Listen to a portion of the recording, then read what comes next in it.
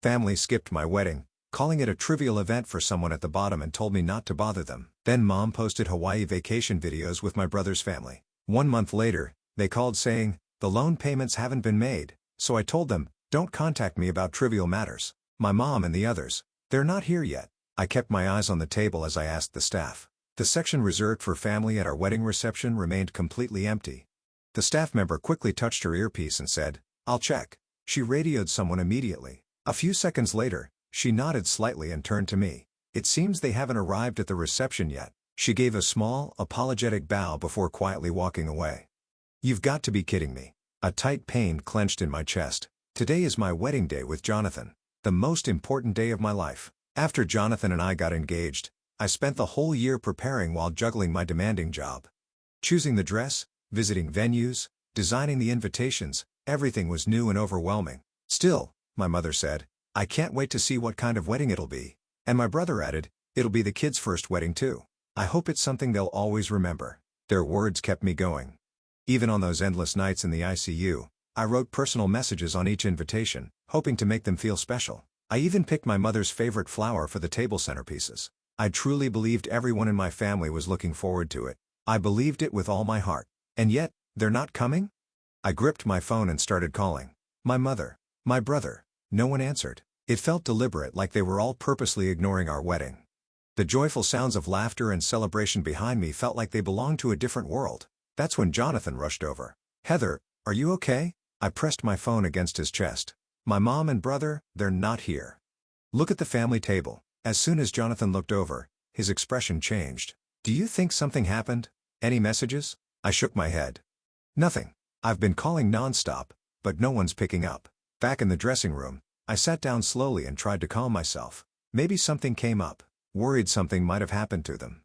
I checked my phone again. Calls, texts, emails, nothing.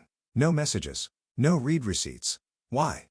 They were so excited. Jonathan sat down beside me and gently placed a hand on my back. Maybe your mom had some kind of travel trouble, flight delays, or something. Even if that's true, they would have contacted me. Still gripping my phone, I thought aloud. I'm going to check Facebook. Facebook? I just have a bad feeling. Mom always posts something even in times like this. Nervously, I opened the app. The most recent post hit me like a punch. A picture of a bright blue ocean and white sandy beach. My mother was smiling behind oversized sunglasses. My brother's kids splashing in the water with inflatable rings. My brother and his wife laughing under a palm tree, cocktails in hand. Family trip to Hawaii. Best time ever. Hashtag family love, healing vacation. My heart froze with an audible crack. This was posted today. Right? I showed the screen to Jonathan. He went silent, then muttered bitterly, what the hell? They're in Hawaii? Family trip. On our wedding day? My emotions were so tangled, I couldn't even cry. Jonathan, give me a moment. I stood up and walked out of the room. This had to be a mistake. It had to be. Then, a message came through. It was from my mother. It's just a minor thing. Stop calling me. I nearly stopped breathing. Jonathan quietly stepped behind me. Did you hear from them? I showed him the screen. He stood frozen for a long moment, speechless. She called it a minor thing. Our wedding, I said quietly. I didn't even have the strength to raise my voice. I spent a whole year preparing. She kept saying how excited she was. What kind of dress are you wearing? She asked. My brother said his kids were so excited to be ring bearers. My shoulders trembled. I always believed. I tried so hard to fit in with my family. I did everything I could. But maybe it was all just pretend. That's not true. At least I know how hard you tried. His words were almost enough to save me, but the thorn stuck deep in my heart wouldn't come out. Tell me, what did I do wrong? You didn't do anything wrong. Then why? Why would they do this to me? Did I make some kind of mistake? Jonathan suddenly took hold of both my shoulders. Heather, listen to me. You didn't do anything wrong. Your mom and brother, they're the ones who are wrong. This isn't about being forgetful or flaky. They deliberately chose to ignore you. I know that, but it still hurts. Finally, I cried quietly, but uncontrollably. I'm sorry. I didn't mean to ruin our special day. Don't apologize. You're not the one who should be sorry. From now on, let's build a life surrounded by people who truly value you. Me, my parents, we want you as part of our real family. You don't have to keep pushing yourself for theirs. I gave a small nod. You're right. I won't expect anything from them anymore. Anyone who can do something like this isn't my family anymore.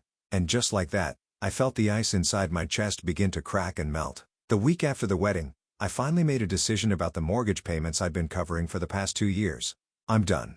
I repeated that thought over and over until one morning. After a night shift, I walked straight to the bank. I was exhausted, physically and emotionally, but underneath it all was a strange kind of relief, like I was reclaiming something that had always been mine. While finalizing the paperwork, I kept checking the notes in my wallet, meticulous records of every payment I had made.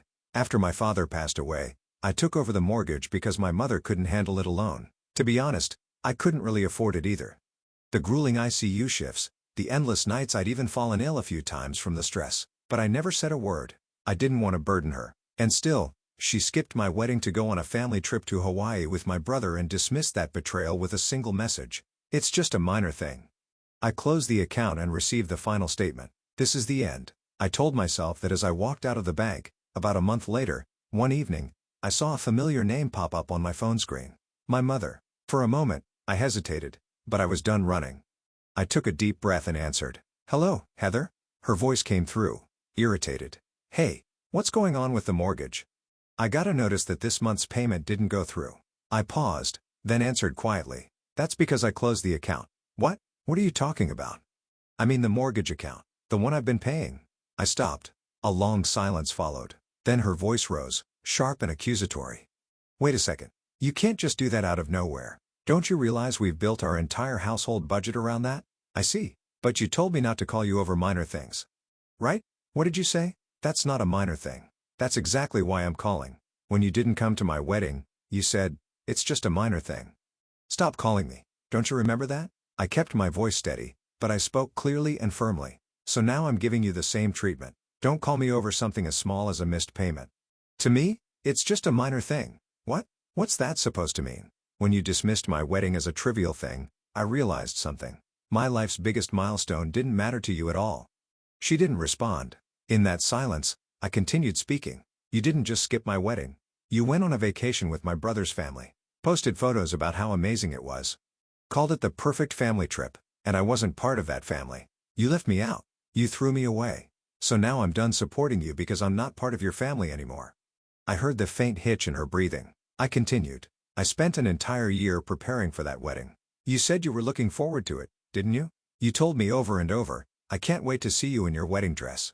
But the reality was different. Do you have any idea what it feels like to be betrayed by your own family on the most important day of your life?" That was just a coincidence. The trip had been planned for a long time, and it was the only time Steve was free. "Then why didn't you tell me?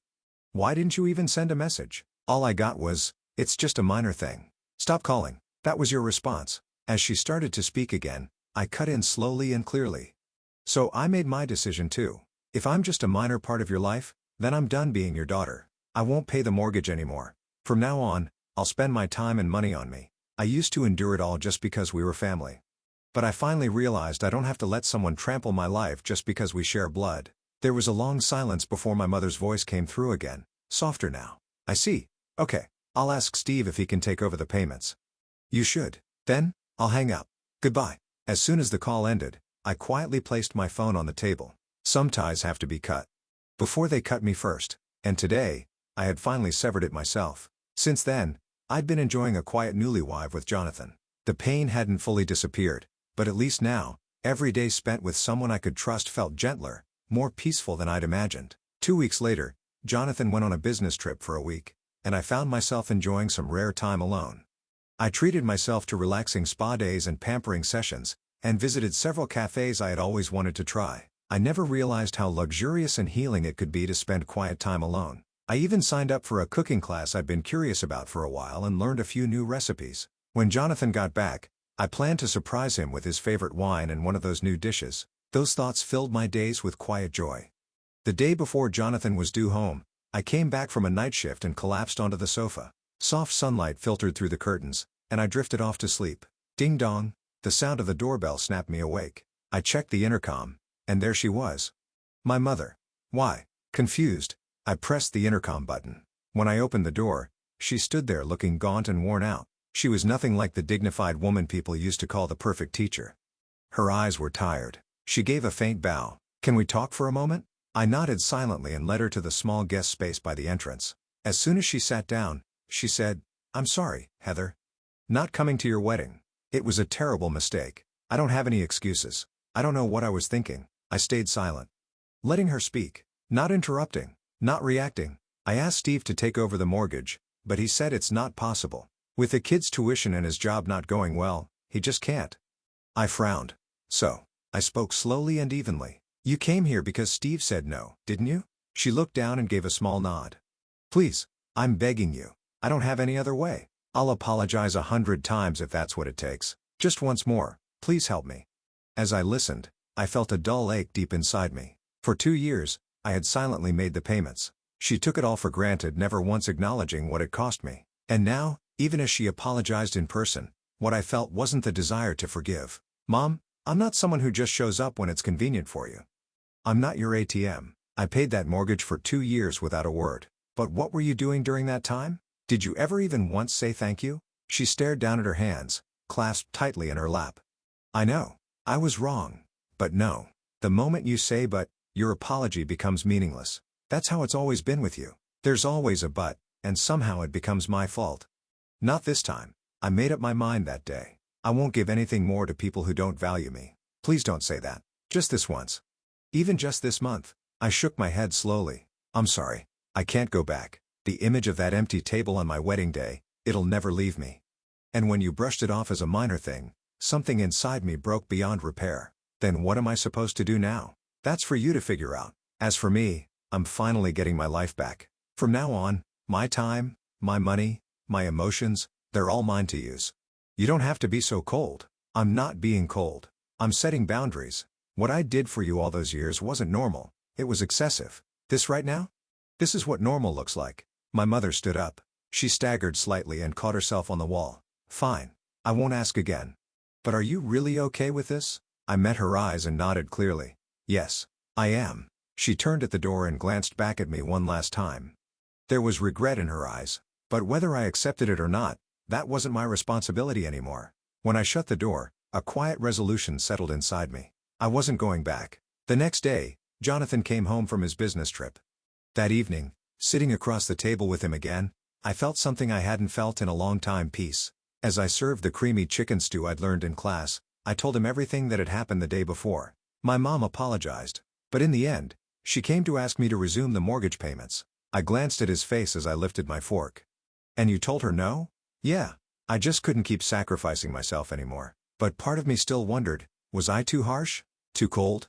Jonathan gave me a gentle smile and reached for my hand. Heather, that wasn't cold. That was self-preservation. If you had kept going like that, you would have broken. You made the right choice. His words lifted a weight from my chest. The lingering guilt began to dissolve in the warmth of his voice. Thank you. Hearing that really helps. He smiled and said softly, I'll always be on your side. Several days passed after that final conversation with my mother. I thought I had finally put the past behind me. But deep down, a small knot of unease remained. I didn't know why, just a quiet sense that something else was coming. And then, one Wednesday afternoon, my phone rang. Heather? What the hell is going on? It was my aunt's voice, bursting with rage through the speaker. Shocked and confused, I stammered. Aunt? What's wrong? Don't play dumb. Your mother showed up at my house in tears saying you abandoned her, saying you're kicking her out and cutting her off. That the mortgage stopped out of nowhere, and now she can't afford to live. How could you be so heartless? I let out a sigh. Auntie, whatever Mom told you, it's probably really twisted. Twisted? But didn't you suddenly stop paying the mortgage? Who does that to their own parent? Instead of repaying her, you abandoned her. Wait, did she tell you about the wedding? On the day of my wedding, Mom was in Hawaii. She completely ignored the most important day of my life and later called it a minor thing. She didn't even show up. What? I knew she went to Hawaii, but on your wedding day? That can't be true. She told me she was so excited for your wedding. Exactly. She hid the inconvenient parts and made herself look like the victim. I paid the mortgage every month for 2 years. Not once did she say thank you. And on my wedding day, not only did she skip the ceremony, she posted on social media, bragging about how amazing her family trip was. Silence filled the other end of the line. I have proof too. Screenshots of her posts. The message where she said it's just a minor thing. I saved everything. But what? My voice trembled, not with anger, but frustration. Because thanks to my mother's lies, I was being painted as an ungrateful daughter. I didn't abandon my family. My family abandoned me. My aunt didn't speak for a moment. Finally, she said, you should talk things out again. Then she hung up. After that, more calls came. Uncles, cousins, distant relatives on my father's side, all asking the same question: why would you do such a thing? Some even said, only a cold-hearted person would abandon their mother. Each time, it felt like a heavy stone being hurled into my chest, as if I alone were the villain, the one who hurt my mother. The words I wanted to say reached the back of my throat, but I was too drained to explain anymore.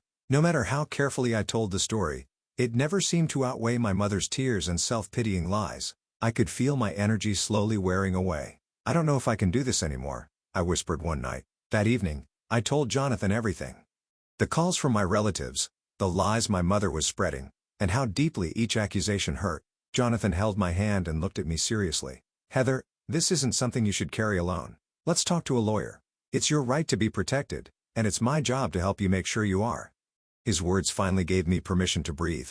I'd been raised to believe that airing family problems to outsiders was wrong.